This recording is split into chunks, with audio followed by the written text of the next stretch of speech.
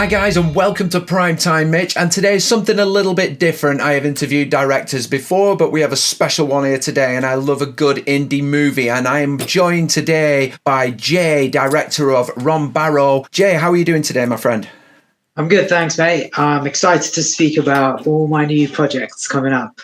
I can't wait to hear about them, and hopefully a lot of people are going to be the same. But first of all, I have just watched the movie Rom Baro, actually. Watched it yesterday, and I give it a rewatch today as well, just so I could understand and follow along with what you're telling me. But what I want to do today, I want to give the floor to you. I want you to tell everybody about this movie, tell us why it's worth watching, and we'll go from there.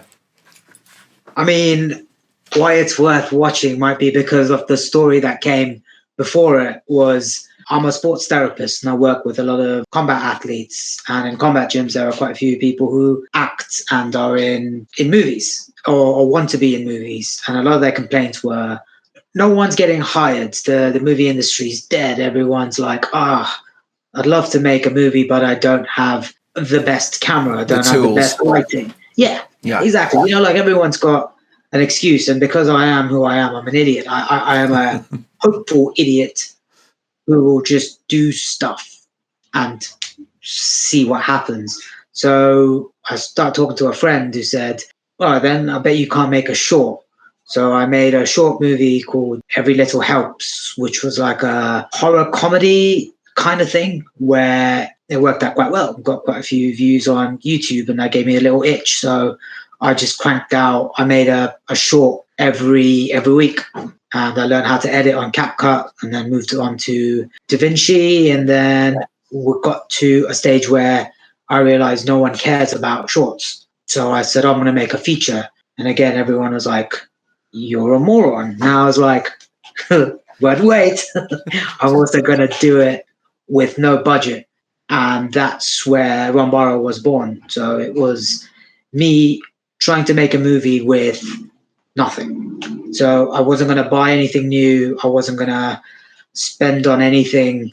I made everyone lunches. It was hard, to say the least, because my laptop definitely doesn't cut it. It must have died like 8 times trying to edit this. I know the feeling. I know the feeling on that. But I mean, one of the things that actually I was drawn to when I was told about this movie was the fact that you had no budget. And I always think with independent movies on low budgets, but especially on no budget, I'm never looking at the quality anyway. I'm looking at the idea. And if there's a lot of good ideas in there, there's always something that can be done in the future that's even better. Is that how you went into this, looking at the idea and just sort of putting that out there?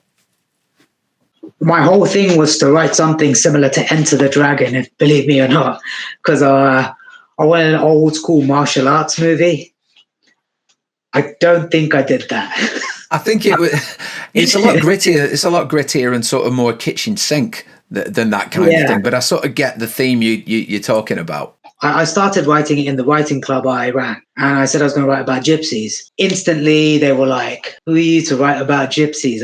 Why do you think you can write about gypsies? And I was like, in combat sports, you train with a lot of travelers and gypsies, and you know they are they have very stringent rules. They have rules that they follow, and they're very, very traditional. Fiercely traditional, aren't they? Yeah. Fiercely traditional, and they're not, because what I didn't like was how much racism is allowed against travelers and gypsies when that isn't allowed in any other race. You can't call Indian people certain things, Pakistani certain things, black people certain things, but with gypsies, everyone kind of just thought, they're this, they're that, they're like this, and they're all thieves, or they're all this. But I was like, no, if you know them, they're not that way. It's when you only have one experience with a people, that's the experience that you go away from. Yeah, of course. So that was my whole thing, was trying to show that they are like everyone else. They're trying to live a life according to the rules that they have grown up with. Trying to show a more relatable side to them. Yeah, but then there's also that anger and that frustration that they don't want to only be seen in that way. And that's what I was trying to get at, to show the boxing world, because I know the combat sports world and how difficult it is, but how rooted in tradition with gypsy and traveler community it was. So the movie sparked off from there. There was a lovely lady in my writing group who told me that to be careful and not to show a very two-dimensional character. So that's when the movie turned more from Enter the Dragon into more of I would say it's like Romeo and Juliet meets. There is a bit of that in there. Yeah, definitely. Well, I also saw in one of I think one of the interviews you have on your social media that somebody had quoted that it had the Shane Meadows vibe about it. Did you have that in mind? Are you familiar with a lot of that? No, I wasn't going for Shane Meadows. I love him. He's wicked. But I was going, in my head, I was trying to get a more sleek style. But then when I watched it back, I realized it is quite shaky cam and gritty and more grounded in reality than it is a sleek action movie. Because one thing you realize about stage combat and real combat is very different. Yeah. A jab in real life's got no emotion to it, but a jab in a movie is like, yeah. So I was working with predominantly fighters, and they wanted to fight well. They didn't want to throw the big hook that would land cool on camera, but would never land in reality. Well, yeah, they don't want to parody themselves, do they, after all? The translation from real violence to screen violence has to be, and that's what I'm working on in the new movie, is to actually make the stage combat better. I want to improve on each time I make a movie so I can get better at the craft of film violence, because I love action movies. I love kung fu movies. I really like, as we've spoken about before, like my love for WWE is huge because they never actually hit each other. But they're in front of a live crowd, so you don't have the camera angles to save them. So, yeah. But they do it so well. Like if they hit each other, it's more the sound than it is the real blow. But wrestling, for everyone who knows, it's scripted, but the violence is real. Yeah, it has to be full contact, or else you're out. Really, I think. Exactly, and like when they bleed, they're bleeding their own blood, and it's because I remember. Do you remember the match with Mankind and Undertaker where he chucked him with like tacks or something? Yeah. And it's like, those are real tacks that man has taken into his back. Yeah. So we'll never be able to do that in movies. But I also want a sort of realism without relying too much on effects. Because I think as we got into the world of CGI, everything kind of became too light. Nothing felt like it hit. You're obviously everyone when they're producing projects like that, they're learning as they go along. Have you learned a lot about the sort of the angles, the way that you use the camera when it comes to scenes like that to get the most out of them? You know what? If I had more of a budget, we would have had I would think my fight scenes would have been a lot more sleek. Like I've got myself a nice gimbal now from Facebook Market page, which I wasn't allowed to get when I was doing Rom Baro because I'd said no budget. Yeah. But with a gimbal, I can have a fluid kind of motion when it comes to angling something. So a punch will look a lot more cool. While with Rom Baro, I had to angle it. So it was more the reaction, which I was catching. We learned a lot. Especially when it came to capturing. So a lot of the times there's a scene in it which it's in the park and we're not supposed to be filming in that park. And because I'm trying to do everything, I'm trying to manage actors who are running late. I had my camera and my sound equipment. I'd forgot to plug my shotgun into my mic, into the camera. So it's the onboard camera that records the audio. Okay. And I've got a cold at that stage. So I'm really like... Oh, so that's coming out. And it's picked up all of that, plus the actors acting. I think that was the best acted scene and the coolest punch. But I missed all of it because the mics weren't plugged in.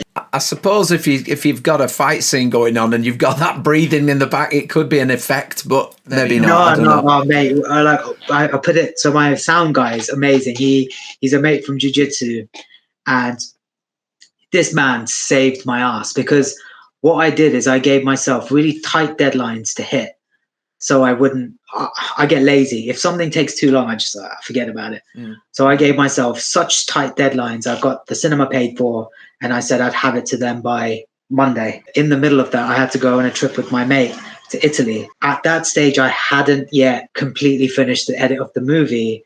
So I had, as I came back, I had 8 days to finish the edit and give it to the sound guy who did the sound in about 5 days. So the day before my deadline, I'm at his house till about 1, getting the final cut of the music. Then I run to my other mate's house who's got like a beast of a computer to render it and put it in thing. And then I had the final copy. And then in the morning, I was going to run and give it to the cinema. But something happened when all the audio got compressed, that it had like a lo-fi crunch in it through the whole thing, because we had the first section, which is old-fashioned. So I wanted crunches and crinkles. But as it got to the new times, the crunches and crinkles would disappear. Yeah. But that didn't work out. So the next day, I'm in full panic mode, as in the morning, I'm trying to get the audio from the sound guy via like Google Drive and get it into the movie before the cinema's cut-off point to play the movie. In the end, we got it all done. You know when you just go, finish, yeah, and never have to do that sort of like chicken running around with this everything cut off. You're just a torso bleeding out. And I was like, never again will I give myself that tight of a deadline, because in a way it makes that movie happen, but it also takes a lot of it takes like a little chunk of your heart to try and do it. And I'm guessing you've had those situations yourself. Of course. Yeah, I know. I mean, to be honest, again, though, you've learned there that, you've said yourself you're not going to let it get to that stage again. That's another lesson learned. One thing I want to ask you, how did you go about casting this? So it was really good, because I'd say we have about 70%, I'd say 80% who are non-actors.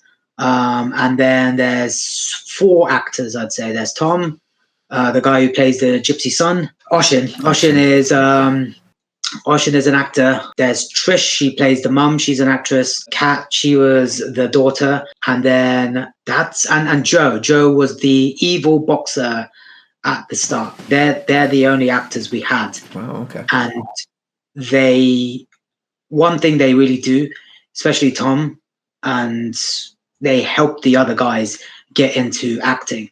Everyone else I just picked them from the gym. I was like, yeah, you know the silent gypsy. His name in the movie is Aiden. He's got the thickest Australian accent. So I was like, you're going to be a silent guy. Just don't speak until right at the end.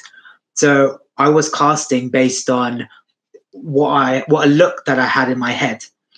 Ben was really interesting. So Ben came to me from a coach who recommended Ben.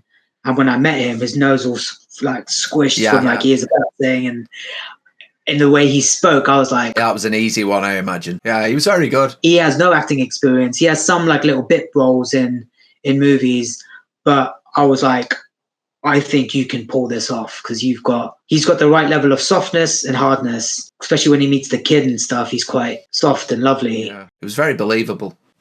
Yeah, I loved working with Ben, and we've got a few more projects coming up together. But it was really fun to take people that would never act otherwise, because you don't really get the opportunities. If you look at British cinema and British TV shows now, you can count off how many times you've seen each person, like in everything, right? If you watch British comedy, you know exactly who's going to be on there. If you watch British accent, you know action, you know exactly who's going to be in it. So I really think we need to look further for newer, fresher talent, because it makes it fun. I mean, I suppose if you're like a boxing coach or something, or you're already deep into that world, that's some of the acting already. That's a percentage of the acting done for you, because you're comfortable in that place. It's not like you're having to be something completely different. So I imagine that was a help to them. What's interesting is that when you fight and when you do like something like pro wrestling or something, you're always acting. You're always like pretending not to be hurt, or Yeah, you're pretending to be fine, or most of the time. yeah, most of the time. Well, yeah, like because what was quite interesting, I was helping one of my mates with a show reel, and there was two Muay Thai guys against each other, and both of them are throwing these combinations, but neither of them is reacting. I was like, this looks shit. It looks like you're not fighting, because in movies everything's like, oh, Yeah. oh, and they were just like, no, it doesn't hurt, doesn't hurt, doesn't hurt, and it's like that's not how it works. It has to for this. Yeah. Do you have an interest in that genre of movie? Because I know you're interested in combat anyway, but are you a big fan of those kind of movies in general? The one I love the most is probably horror. I love horror as a forefront for movies. Like for me, 80s horrors I grew up with. Yeah. Like I'm born in the 90s, but 80s horrors were the ones that you kind of like got your teeth onto. Then there was like the scary movies got me onto horror movies with different genres and stuff. So Japanese horror became a big thing that got me. Like, have you ever watched Audition? Audition really me up. Then there was Audition is horrendous. Yeah, and I was just like, oh, what have I watched? And then I really liked Old Boy, and Old Boy has it's so well done because it's a horror movie in my eyes, which has a very cool mystery attached to it. So I always wanted to, I hate genres, so I like making everything. Because the first book I wrote was Pull or Play. It's a novel where it's multiple choice. So you're a man in his 20s going onto dating apps, and you could go, oh, I fancy Susie. Oh, Susie wants to harvest my organs. Oh, okay, cool. You die. Okay, so let's start again. Oh, Jessica. Jessica is into heavy drugs and she's ODing. Do I stab her in the heart with adrenaline, or do I leave? That sort of, I love genre bending with the stuff that I make. So from the start, even my short movies, I've made everything from horror to action to comedy to drama. One day, I hope to make a really cool cosmic horror, because I love cosmic horror. Okay. Are you familiar with cosmic horror? Give me an example. Like The Thing. Oh, The Thing. God, yeah. Yes, absolutely. So I want like practical effects, because my mate Chris Eunice, he is the man for this sort of stuff. He makes stop motion. I love stop motion. Yeah. He can make some weird shit. Like, check out his channel on YouTube. Some of the stuff is like, like 80s up, like shit crawling out of your eye sockets. Like Evil Dead kind of thing. Yeah. I love that sort of thing. So if I can ever get to a stage where we get given a budget, my budget would go towards my makeup artist, Cy James, like brilliant at what he does, and to Chris and to my sound guy. Because what I realized is actors are great, but the movie is so much more than just acting. It's the effects, it's the lighting, it's the sound, it's the direction. So if you pump into making your actors look amazing, your movie in itself will be so much better. And the story, write a good story. I did enjoy. I was going to say some of the makeup in the film was excellent, and also I just want to point out I liked the sound effects during the fights were very real. There's none of that sort of kapow kind of cartoon violence. I was just hitting myself. That's all it needs. These Foley artists, they only do things like that. And I think when you don't sensationalize it and you make it a bit rawer and a bit more real, it's far more effective. But it's hard, like sound is the most expensive thing in movies, I would say. So like just a simple boom mic attached to a boom pole plugged into like one of these boys, you're looking at like 600 or 800 for one of these, and that's not even got any mics attached to it. Then you've got to put in your cool mic, and the boom cover is like 80 quid. But it's a scarf. It's a fluffy scarf. Like, why am I paying so much for a feather duster or something, isn't it? Yeah, hey, it's like I didn't realize how expensive it is until you start doing stuff. Like a lens is 800 quid. Like the whole movie was made on a single G7, which is my little camera from 2015 or whatever. I want to show people you can make it for nothing, and then once you have, that's when you can start buying little things, and people will invest. People are out there to help you make movies. I'm guessing now you've made something no budget. Yeah. And we spoke before about a lot of people sort of want to wait until they've got a budget, but a lot of time passes that they could have been doing something. I'm guessing now that you've done this, the sky's the limit, really. If you can make something on absolutely nothing, anything from now on is going to be an improvement and a step up. A huge one. Like what I took from the movie that I made, because you're in it from day dot. You've got the post-it notes, and then you got this full complete movie. I know where my shortcomings are. My sound design wasn't up to scratch. My transitions weren't up to scratch. A lot of the times my camera work wasn't up to scratch. So the next movie I've done, I wrote it around transitions. I wrote it around the sound design. So that will be what I level up next. And then I'll move forward from that. I think after our next movie, what I will probably invest in is a solid beast of a computer, so I can start putting in more effects. I've learned how to use GIMP, which is a photo editing software, so I can have a poster, because I had no clue how to make a poster. That's why Rom Baro came with no poster. So people keep asking for things that I don't know what they are. They're like, oh, can I have a beat sheet? And I'm like, what the is a beat sheet? And then you YouTube beat sheet, and then they're like, oh, a beat sheet is like 70 different methods for one little piece of paper that sometimes you don't need, but people demand it sometimes. And you go, I'm a massage therapist. Well, are you a believer that less is more? I'm a believer that you need to start somewhere, and then you can start with whatever. It could be like you making a movie about a cat that is in the neighborhood, and that could be a riveting story if there's a narrative behind it. But you could also make a really big, complex story that no one thinks you should be able to do, but you could probably draw the monster on a piece of paper. Like analog horror on YouTube is some of my favorite, and that tells the scariest stories, I think, ever. Like I am quite scared of analog horror, but I didn't like Skinamarink. Skinamarink took a medium that should be 5 to 10 minutes long and stretched it to 8 minutes. Yeah, that should have been a short. Absolutely agree with that. It's scary, but I don't think it. I didn't care. I just started watching it as like here's another minute long shot of a wall.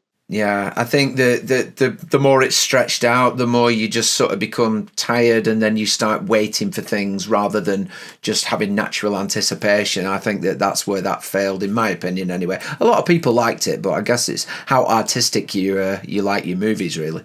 So for me, there's certain points where I need more from my movies because I have a phone. A phone is so interesting. I mean, I could look at my phone every 30 seconds if that was allowed by society. And no one is slapping it out of my hands. But we need to make movies where it's not like too TikTok-y, it's not too like, but it also needs to be like I can watch The Matrix and I don't need my phone. That's a sick movie. The Matrix is my favorite movie. Like Enter the Dragon, I can watch that without my. But then I can also watch something that's a drama. I'm funnily enough, I mentioned it earlier, but I really like gritty British kitchen sink dramas. Like I've got my Brassed Off poster there. That's one of my that's my second favorite film of all time, because I love real like stuff I can relate to. So a drama for me would probably be that. But you can also have drama like the Thomas Crown Affair, or you could Angela's Ashes is a very powerful drama. Rocky is a drama. Rocky is a drama. Absolutely. Yeah.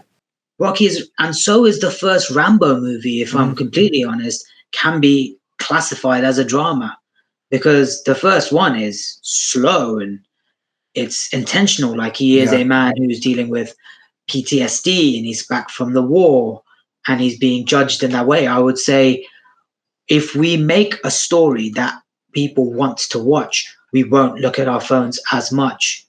And I think we need to stop catering to people that don't have attention spans. Yeah, I totally agree. But then we also can't be arseholes and stretch a shot just because we're trying to subvert that.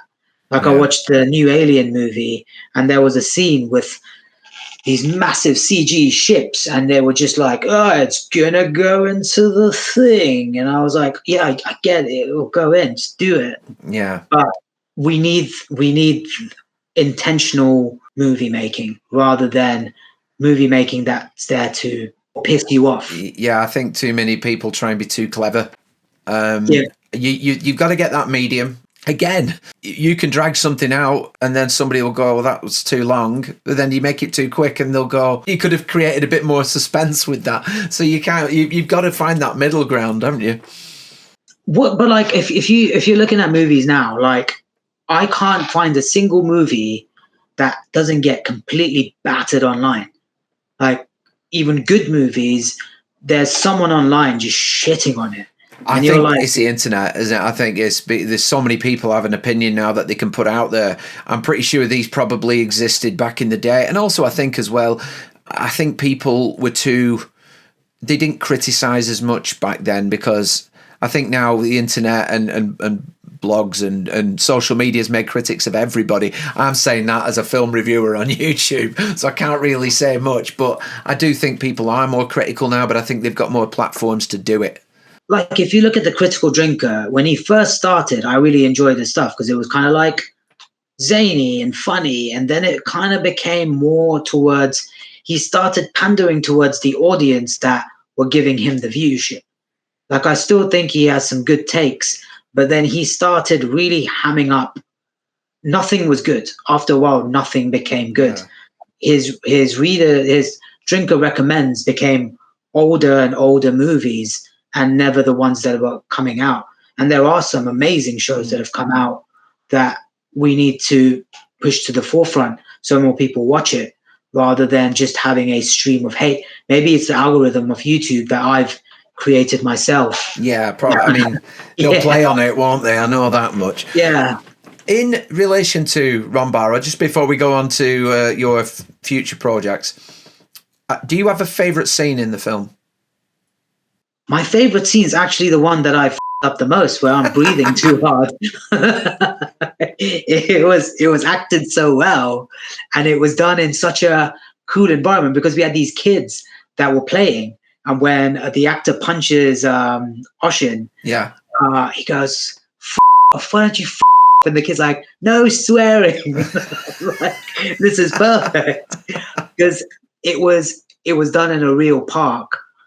And they acted so well. I had the best angles. I thought I had a really cool horror scene moment where someone's watching these guys training in the park. It's over his shoulder, isn't it? And and then the guy gets into frame. And my breathing actually made that better because I was breathing before. Like Michael Myers. Yeah. And I was like, oh. And then I f***ed up when I got near. But I would say that is my favorite scene that I filmed. My most favorite scene that I wrote was probably Oshin and his dad having a conversation after they get drunk. The night before Yeah, but my camera doesn't do well in low light, and we'd had a long day of shooting then. So I had to turn the frame rate down really, really low. So it's quite blurry. So there's scenes that I loved writing, and then there's scenes that I loved filming. But in the film, I think my favorite scene was the breathing. I really liked the scene between Oshin and his sister when he sort of, please, like, don't be like me kind of thing, and then she sort of shows him some affection, and he's like, it's weird. I thought that was really good, and weirdly in a film like this with so much violence and action going on, that was the one that got me, and that's where the drama comes into it.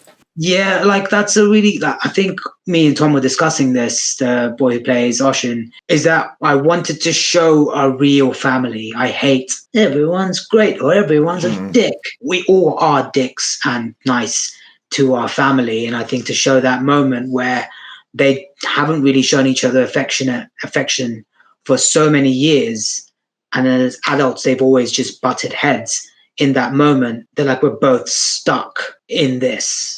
Was quite a nice moment. Just that was like I did laugh as well when he said this is weird. I laughed because it was a nice tension breaker as well.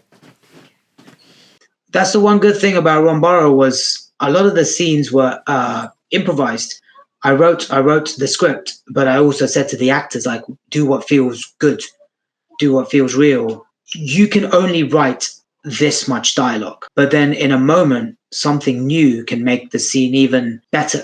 Yeah. And credit where credit's due, Tom and Kat both played that so well, and they added their own flair to it. I like improvised dialogue. It's funny when I used to watch the old episodes of Coronation Street. They a lot of the dialogue was sort of they would stumble on words sometimes and then repeat them, and it's more realistic. Now it's like it sounds so pantomime. It sounds so scripted. You know, you can imagine one stumble and cut. We're doing that again. I prefer it when it sounds real, so I'm okay with that. What was quite interesting is we've got a couple of like bigger stars in The Place I Train. I was speaking to him once and he was talking about how he loved making movies where even if the subject matter is horrendous, people have a laugh and a play. Well, when he went to the bigger leagues and he was working on like romantic comedies and stuff, he said it became so serious that it was stifling. Yeah. Like he's like, oh, I'd like you to put on this shirt and I'd like you to say it this way. But if you mess it up, we can switch. And he was like, but it's supposed to be funny. And it became so, how do you call it? It became so rigid that even normal. It's almost claustrophobic. It's amazing how you can find how they get humor out of that kind of setup. That's the thing. I don't find American comedy funny anymore. I love Superbad. Superbad is my favorite movie if it comes to like teen comedy. Superbad, 21 Jump Street, because it looked like they had chemistry. But I think as we've gotten into the new age of like Netflix and stuff, it's become too formulaic. I find it very forced now. Like my favorite comedy, American comedy, is Happy Gilmore, because I just thought it was so like naturally funny. I don't know what this new one's going to be like. I'm going to be immediately reviewing as soon as I've seen it. But that's Adam Sandler though. I think he's a really good and intelligent guy. I do. Like if he he made like Jack and Jill, which was shit, but most of his stuff has heart. Did you watch Hustle? No, I haven't seen that yet. Hustle's really good. It's about football, basketball, and that has a real like feel good movie, and it feels well made. It feels like he has his heart, and I think if a story has heart, it will be amazing. Same with Nonnas. Watch Nonnas with Vince Vaughn. He opens a restaurant with grandmas cooking food. Oh yeah, I've heard of that one. Yeah, really good. Like I know it's a genre completely away from what you normally do, but it's a good watch. Oh, I can do it. I've done comedies before. It's not too alien for me to review something like that.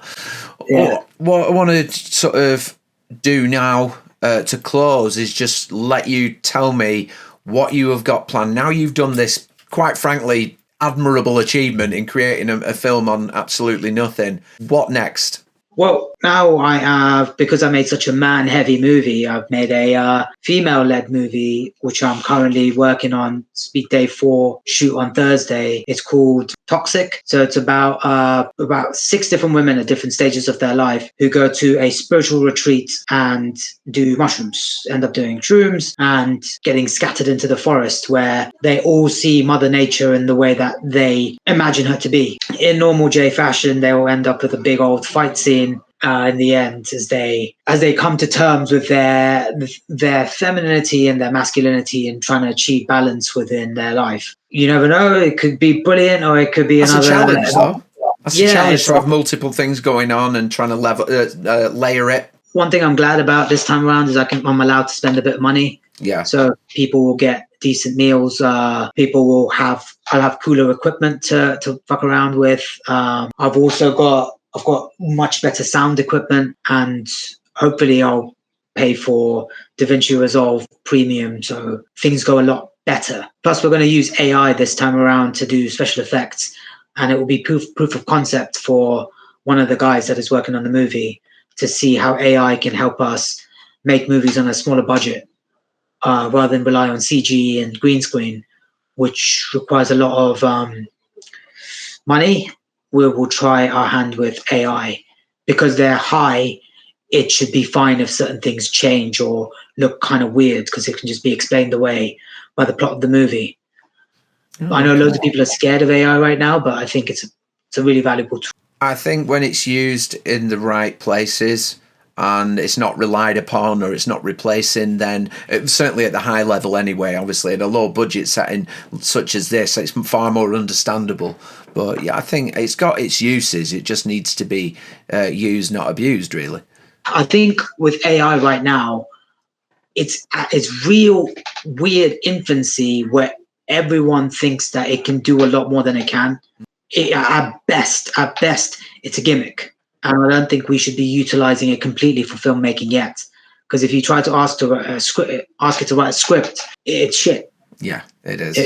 You've probably done it, right? Like I've had a play around with it, and some of the nonsense it comes up with. I mean, I've dreamt more sensical things than what it comes up with. Yeah, but it's taking from all the different authors that it's like been fed into it. Yeah. So I don't know. I mean, I'm quite excited to see where AI goes. So hopefully we don't have to fight AI computers in the future. But I think we could take it because I think AI is already getting quite messed up with the amount of stuff that we're feeding. Yeah, we're overloading it, aren't we? Yeah. So you've told us about that the Toxic project. I really like the sound of that. Actually, is there anything else on the horizon? You going to go down a horror route or anything like that? Yeah, so Toxic is going to be a horror. It's going to be I'm looking at a horror comedy with, I really want to go down the route of like no jump scares. It's going to be, you can see everything. Everything is there. Nothing's going to be like, oh my God, what's that? It's going to be there. It's just, you have to watch. Have you ever done shrooms or anything that kind of gives you that? Believe it or not, no. I drank enough that I never had to do anything like that. Okay. So one experience that really freaked me out is I did a chili challenge 2015, I think, and I hallucinated on chilies. It was wild, like absolutely wild. So things pulse, like everything's got like a breath. Okay. And when you look around, because everything's breathing, you think things are there that aren't there. And that's very similar to how shrooms work. It's like... So that's horror in itself, isn't it? Yeah. Yeah. So looking at a tree, the leaves are all individually alive. The bark is like doing its like thing. I want to bring that to the forefront when the movie is, when you're watching it, you're like, what am I seeing? It'll be interesting when we get to the forest shots, because right now I'm just working on the individuals' backstories. Yeah. So what they hallucinate about when they're on shrooms. When I get to the forest, I'm going to spend a lot of time just filming trees and streams and cool shit on my gimbal, because then it can like... That's a challenge. It's a visual challenge, and that, why not? Why not try something outlandish? Enhance the weirdness of it. So we'll use that to make it more pulsy. I look forward to seeing that.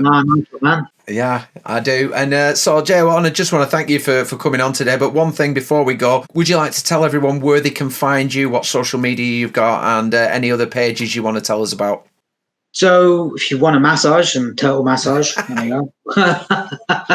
But my movie stuff is OG Flavor JA on Instagram, Toxic Da Movie on Instagram, so you can follow me as I make this movie.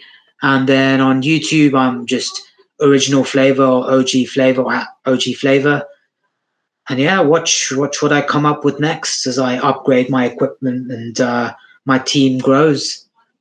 Hopefully we'll make some weird shit. I look forward to following you on that journey. And obviously, guys, all those links are going to be down below in the description to Jay's YouTube page. You can watch Rom Baro on there. And I hope you enjoy it as much as I did and appreciate the hard work that went into that. I just want to thank Jay for coming on today and speaking to me. I always appreciate having guests on this show, and there'll be plenty more in the future. I've no doubt you'll probably come back on and discuss your next project, and you'd be very welcome. So thanks, guys. If you enjoyed that, please smash a like down below, hit that subscribe button and that notification bell so you get updates on every video that I make. And it's been a pleasure from me and Jay. Take it easy, everybody.